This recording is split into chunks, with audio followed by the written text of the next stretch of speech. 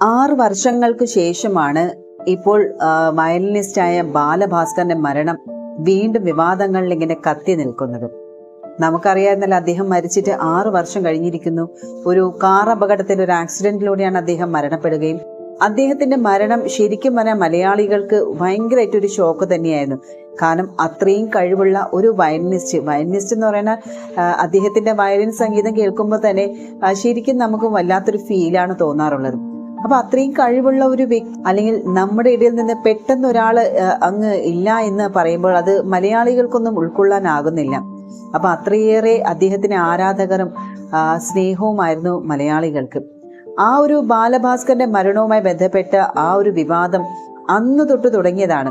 ഒരു വിവാദം ഇതുവരെയ്ക്കും അതിന് അവസാനം വന്നിട്ടില്ല. എന്നിരുന്നാലും ഇപ്പോൾ വീണ്ടും അദ്ദേഹത്തിന്റെ മരണവുമായി ബന്ധപ്പെട്ട് തന്നെയാണ് ഇപ്പോൾ സോഷ്യൽ മീഡിയയിൽ ഇങ്ങനെ ചർച്ചയാകുന്നത്. 2018 ബാലഭാസ്കറിന്റെ മരണം, അതായത് അപകട മരണം സംഭവിക്കുന്നത്. ആ ഒരു അപകടത്തിൽ അദ്ദേഹത്തിന് മകളെയും നഷ്ടപ്പെട്ടിരുന്നു. അപ്പം കാറിൽ സഞ്ചരിക്കുകയെന്ന്, അതായത് മകളുടെ ഒരു നേർച്ചയ്ക്ക് വേണ്ടിയിട്ട് അവരുടെ വ്യക്തിപരമായിട്ടുള്ള ഒരു യാത്രയ്ക്ക് പോയതായിരുന്നു. ആ ഒരു യാത്രയ്ക്ക് തിരിച്ചു വരുന്ന വഴിയിലായിരുന്നു ഈ ഒരു അപകടം ഉണ്ടായിരുന്നത്.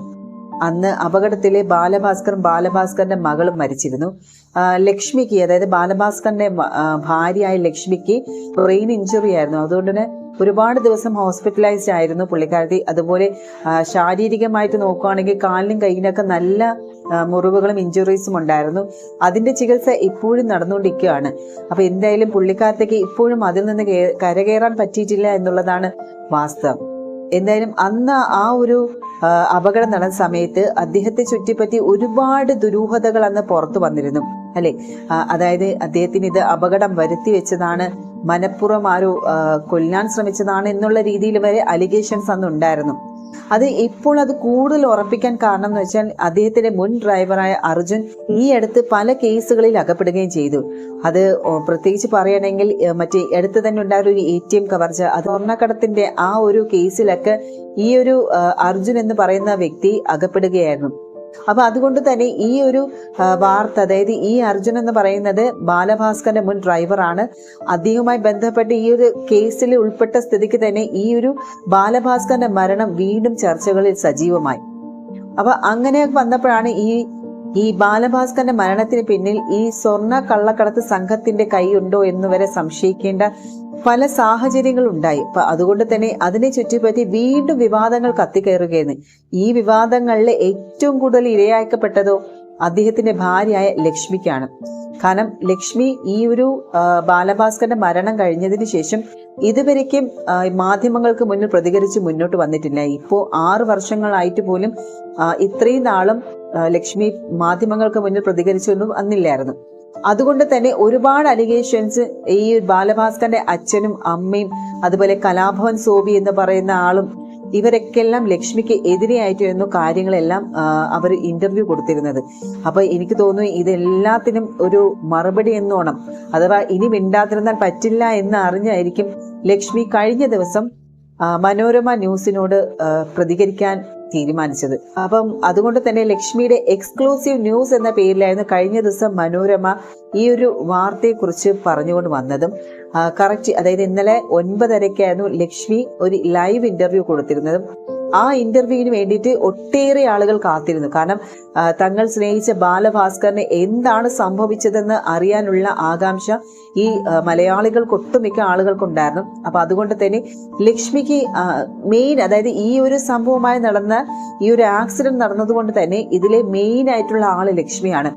അപ്പം ലക്ഷ്മിക്കാണ് കാര്യങ്ങൾ അറിയാവോ എന്നുള്ള രീതിയിലായിരുന്നല്ലോ നമ്മൾ എല്ലാവരും കാത്തിരുന്നത്. അപ്പൊ അതുകൊണ്ട് തന്നെ ഇന്നലെ ലക്ഷ്മിയുടെ ആ ഒരു ഇന്റർവ്യൂവിന് വേണ്ടിയിട്ട് ഒട്ടേറെ ആളുകൾ കാത്തിരുന്നു. ആ ഒരു ഇന്റർവ്യൂ സമയത്തിന് വേണ്ടി, കാരണം എന്താണ് ബാലഭാസ്കറിന് സംഭവിച്ചത്, അല്ലെങ്കിൽ ഇതിന് പിന്നിൽ എന്താണ് എന്നറിയാനുള്ള ഒരു ആകാംക്ഷ തന്നെയായിരുന്നു മലയാളികൾക്ക്. മെയിൻ ആയിട്ടും ഈ ഒരു ബാലഭാസ്കറിന്റെ മരണം അപകട മരണമാണോ അതോ കൊലപാതകമാണോ അല്ലെങ്കിൽ ആസൂത്രിതമായിരുന്നോ എന്നൊക്കെ അറിയാനായിരുന്നു മലയാളികൾ ഏറ്റവും കൂടുതൽ ഉറ്റുനോക്കിയിരുന്നതും. അതിനുള്ള എല്ലാ മറുപടിയുമായിട്ടാണ് ലക്ഷ്മി ഇന്നലെ പറഞ്ഞത്. അപ്പൊ ലക്ഷ്മി പറയുന്നതെന്ന് വെച്ചാൽ ഈ ഒരു അപകടം ആസൂത്രിതമായിരുന്നില്ല. വ്യക്തിപരമായിട്ടുള്ള ഒരു യാത്രയ്ക്ക് ഇവർ പോയതാണ്. അതായത് മകളുടെ നേർച്ചയുമായി ബന്ധപ്പെട്ടായിരുന്നു ഇവർ പോയിരുന്നതും. പിന്നെ തിരിച്ച് തന്നെ അന്ന് തന്നെ അവർക്ക് മടങ്ങേണ്ടി വന്നു. കാരണം ഈ ബാലഭാസ്കറിന് കുറച്ച് കാര്യങ്ങൾ ട്രിവാൻഡ്രത്ത് വന്ന് ചെയ്തു തീർക്കാനുണ്ടായിരുന്നു. അപ്പൊ അതുകൊണ്ട് തന്നെ അന്ന് തന്നെ, അതായത് ഈ ഒരുപാട് വൈകാത്തത് കൊണ്ട് തന്നെ അവർ തിരിച്ചു എന്നാണ് ലക്ഷ്മി പറയുന്നത്. അതുകൊണ്ട് ഈ ഒരു കാറില് ബാലഭാസ്കറും ലക്ഷ്മിയുടെ മടിയിലായിരുന്നു മകൾ, പിന്നെ ഡ്രൈവറായ അർജുൻ മാത്രമാണ് ഉണ്ടായിരുന്നത്. നമുക്കറിയാലോ, ഈ ഒരു അപകടം നടന്ന സമയത്ത് ഈ ഒരു അർജുൻ എന്ന് പറയുന്ന ഡ്രൈവർ, അയാള് ഈ ഒരു മൊഴി മാറ്റിയിട്ടുണ്ടായിരുന്നു. അതായത് ഈ കാർ ഓട്ടിച്ചിരുന്നത് ബാലഭാസ്കർ എന്നായിരുന്നു അന്ന് ഇയാൾ മൊഴി മാറ്റി പറഞ്ഞത്.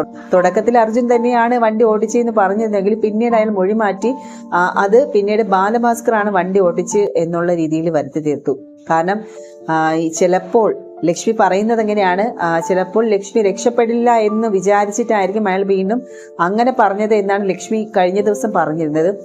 ഈ അർജുൻ ഇങ്ങനെ മൊഴി മാറ്റി പറഞ്ഞ കാര്യം ഓർത്തപ്പോൾ ലക്ഷ്മിക്ക് വളരെ ഞെട്ടലുണ്ടായെന്നാണ് ലക്ഷ്മി പറയുന്നത്. കാരണം ലക്ഷ്മി ഇവിടെ ക്ലിയർ ആയിട്ട് പറയുന്നുണ്ട്, ആ ഒരു വണ്ടി ഓട്ടിച്ചിരുന്നത് അർജുൻ തന്നെയാണ്. മുൻ സീറ്റിലായിരുന്നു ലക്ഷ്മിയും, ലക്ഷ്മിയുടെ മടിയിലായിരുന്നു മകളും, പുറകിലത്തെ സീറ്റിലായിരുന്നു ബാലഭാസ്കറും ഉണ്ടായിരുന്നു. അപ്പൊ ബാലഭാസ്കർ ഉറങ്ങുകയായിരുന്നു. അപ്പം ലക്ഷ്മി അതിൽ പറയുന്നുണ്ട്, ട്രാവൽ സിക്നസ് ഉള്ളത് കൊണ്ട് തന്നെ കണ്ണടച്ചാണ് ഇരുന്നത്. അപ്പം എന്താണ് സംഭവിക്കുന്നതെന്ന് അറിയില്ല. പെട്ടെന്ന് ഈ വണ്ടിയുടെ ഈ ഒരു ചേഞ്ചസ് വന്നപ്പോഴത്തേക്ക് കണ്ണ് തുറന്നപ്പോഴത്തേക്ക് ഡ്രൈവർ പകച്ചിരിക്കുന്നതായിട്ടാണ് ലക്ഷ്മി കണ്ടു എന്നാണ് പറയുന്നത്. അപ്പൊ അതുകൊണ്ട് തന്നെ ഈ സംഭവം ഈ കൈവിട്ട് പോയി, അതായത് ഈ അർജുന് കൺട്രോൾ കൈവിട്ട് പോയി എന്നാണ് ലക്ഷ്മി പറയുന്നത്. അതുകൊണ്ട് തന്നെ ഇതൊരു ആസൂത്രിതമുള്ളായിട്ട് മരണമല്ല എന്ന് ലക്ഷ്മി എടുത്തു പറയുന്നുണ്ട്. മെയിൻലി ഇവിടെ ലക്ഷ്മി അർജുനെ കുറിച്ച് പറയാനുണ്ടായ സാഹചര്യം നമുക്കറിയാലോ. ഇത് തന്നെ അർജുൻ സ്വർണ്ണ തട്ടിപ്പ് കേസുമായിട്ട് പിടിയിലായിരുന്നു. അപ്പോൾ തന്നെ ഒരുപാട് അലിഗേഷൻ ഈ ബാലഭാസ്കറിന് പിന്നാലെ തന്നെ വരികയുണ്ടായി. അപ്പൊ അതുകൊണ്ട് തന്നെയാണ് ഇനി മിണ്ടാതിരുന്ന പറ്റില്ല എന്ന് കരുതി ലക്ഷ്മി ഈ കാര്യം തുറന്നു പറഞ്ഞത്. അതുപോലെ തന്നെ ലക്ഷ്മി പറയുന്നുണ്ട്, ഈ അർജുൻ ഒരു സ്ഥിരം ഡ്രൈവർ അല്ലായിരുന്നു. അതായത് വിളിക്കുമ്പോൾ മാത്രമാണ് ഈ അർജുൻ എത്താറുള്ളതും. പ്രത്യേകിച്ച് ഈ അർജുൻ ഏതോ ഒരു റിലേറ്റീവ് വഴി പരിചയപ്പെട്ടതാണ്. അത്രമാത്രം ബന്ധം മാത്രമേ ഉള്ളൂ ബാലുവും ഈ അർജുനും തമ്മിലുള്ളൂ. പിന്നെ ഈ ലക്ഷ്മിക്ക് അർജുനെ കുറിച്ച് കൂടുതലൊന്നും അറിയത്തില്ല.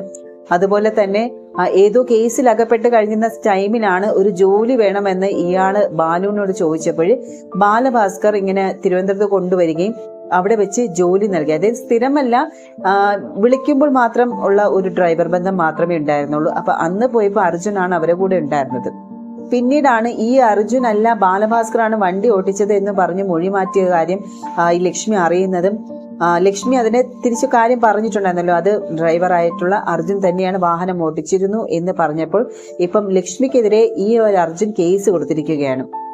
ബാലു ഇഷ്ടപ്പെടുന്നവരെ അങ്ങേയറ്റം സ്നേഹിക്കുന്ന ഒരു വ്യക്തിയാണ് എന്നാണ് ലക്ഷ്മി പറയുന്നത്.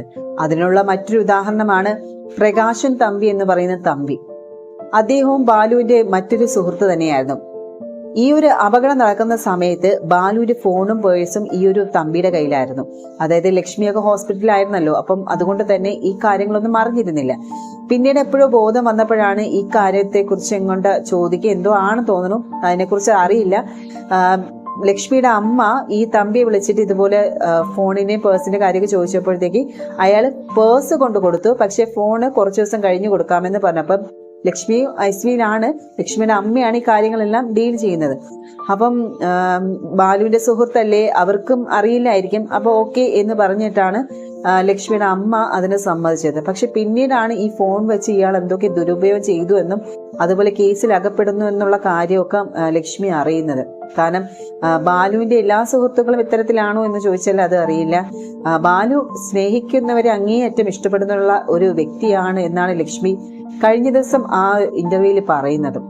പിന്നെ ഇതിനിടയിൽ വന്ന മറ്റൊരു ചോദ്യമായിരുന്നു സാമ്പത്തിക ഇടപാടിനെ കുറിച്ചായിരുന്നു. അപ്പൊ ബാലുവിനും അതുപോലെ മറ്റാരുങ്ങളുമായിട്ടുള്ള സാമ്പത്തിക ഇടപാടിനെ കുറിച്ച് ലക്ഷ്മിക്ക് അറിയാമോ എന്നുള്ള അവതാരകന്റെ ചോദ്യത്തിന് ലക്ഷ്മിക്ക് ഓൾമോസ്റ്റ് എല്ലാവരുടെയും അറിയില്ല, എന്നാലും കുറച്ചു പേരേക്ക് ബാലഭാസ്കർ സഹായിച്ചിട്ടുണ്ടെന്നും ആ ഒരു എമൗണ്ട് അല്ലെങ്കിൽ ആ ഒരു പൈസ കിട്ടാത്തതുമുണ്ട്, കിട്ടിയതുമുണ്ട്. അപ്പൊ എല്ലാ കാര്യവും ഈ ഒരു സാമ്പത്തിക ഇടപാടൊന്നും താനുമായിട്ട് ചർച്ച ചെയ്യില്ല എന്ന് തന്നെയാണ് ലക്ഷ്മി പറയുന്നത്.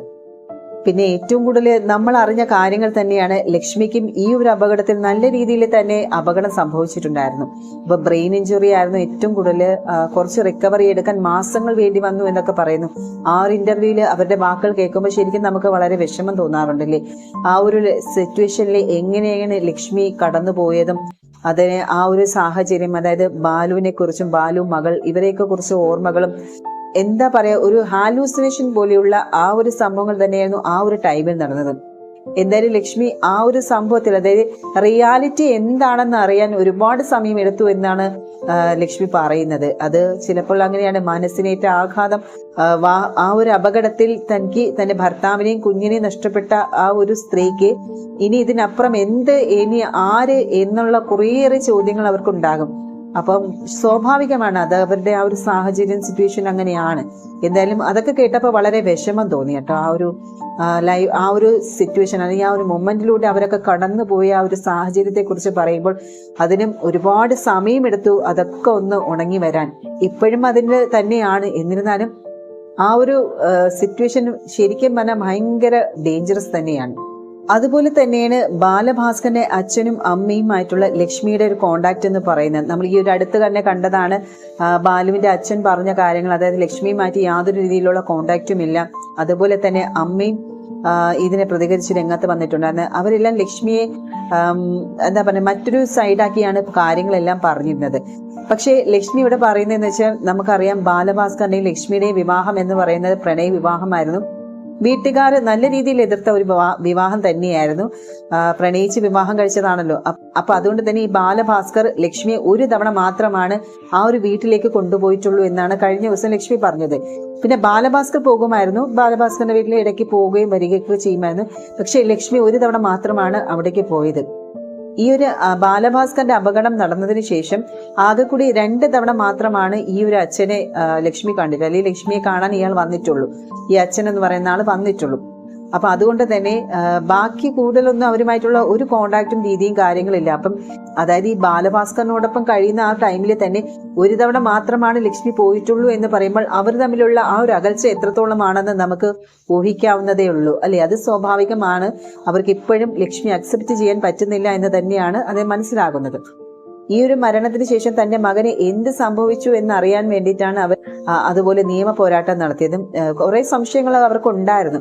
അപ്പൊ അതുകൊണ്ട് തന്നെ ഇപ്പം ലക്ഷ്മി പറയുന്നത്, ഒരു മകൻ എന്ന സംബന്ധിച്ചിട്ട് ആദ്യ പ്രയോറിറ്റി അവർക്ക് അച്ഛനും അമ്മയ്ക്ക് തന്നെയാണ്.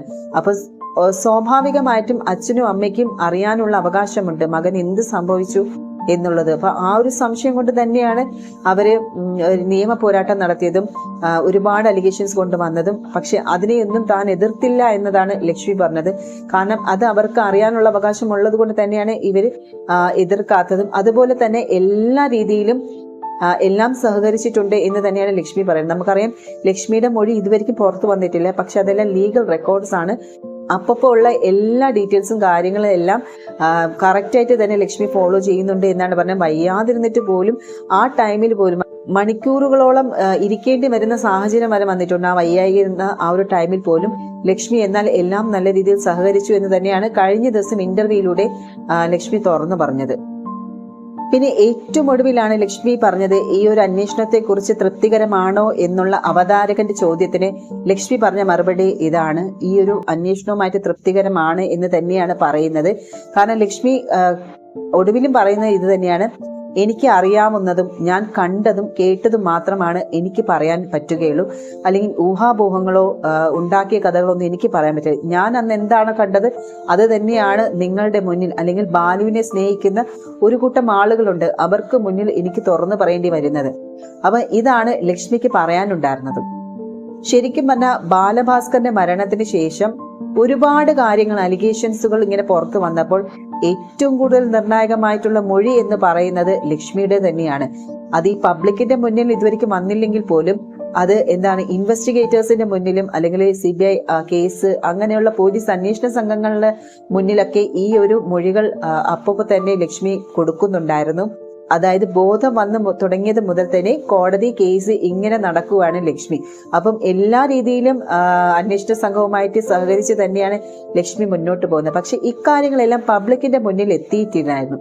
അപ്പൊ അതുകൊണ്ട് തന്നെ ഒരുപാട് ഫേക്ക് ന്യൂസുകൾ പലരും പറഞ്ഞുകൊണ്ട് രംഗത്ത് വന്നു. എന്തായാലും ഇപ്പോഴും ഈ ഒരു മരണത്തിന് എന്താണ് സംഭവിച്ചെന്നുള്ള ഒരു ക്ലിയർ കട്ട് ക്ലാരിറ്റി ഇതുവരെയ്ക്കും കിട്ടിയിട്ടില്ല. കാരണം പലരും പ്രതീക്ഷിച്ചത് ഇന്നലത്തെ ആ ഒരു ഇന്റർവ്യൂയിലൂടെ തന്നെ സത്യങ്ങൾ ഒട്ടുമിക്ക പുറത്തു വരും, ബാലഭാസ്കറിന്റെ മരണത്തിന് പിന്നാലെ എന്താ സംഭവിച്ചത്. പക്ഷേ ഒരു എക്സ്ക്ലൂസീവ് ന്യൂസ് എന്ന് പറയുന്ന രീതിയിലൊന്നും അത് വന്നിട്ടില്ല. കാരണം ഇപ്പോഴും ഒരുപാട് ചോദ്യങ്ങൾക്ക് ഉത്തരം കിട്ടാനുണ്ട്. പല ചോദ്യങ്ങളുമാണ് ഇതുമായി ബന്ധപ്പെട്ട് ഉയരുന്നത് തന്നെ. അതിനുള്ള ക്ലിയർ കട്ട് ഉത്തരം ഇതുവരെയ്ക്കും കിട്ടിയിട്ടില്ല. ഇന്നലത്തെ ഇന്റർവ്യൂവിലും അത് കിട്ടിയില്ല എന്നതാണ് ശ്രദ്ധിക്കേണ്ടത്. അപ്പൊ എന്തായാലും ലക്ഷ്മിയുടെ ഈ ഒരു തുറന്ന പറച്ചിലോടുകൂടി എന്താണ് ഇനി അടുത്ത സംഭവം, അല്ലെങ്കിൽ എന്താണ് അടുത്ത അലിഗേഷൻസ് വരുന്നത് എന്ന് നമുക്ക് കാത്തിരുന്ന് കാണാം. എന്തായാലും ലക്ഷ്മി എതിർക്കുന്നവർ മിണ്ടാതിരിക്കില്ല, അവര് രംഗത്ത് വരും. അപ്പം ഇനി അവരെന്താണ് പബ്ലിക്കിന് മുന്നിൽ പറയാൻ ആഗ്രഹിക്കുന്നതൊക്കെ നമുക്ക് ഇനി വഴിയെ കണ്ടറിയാം.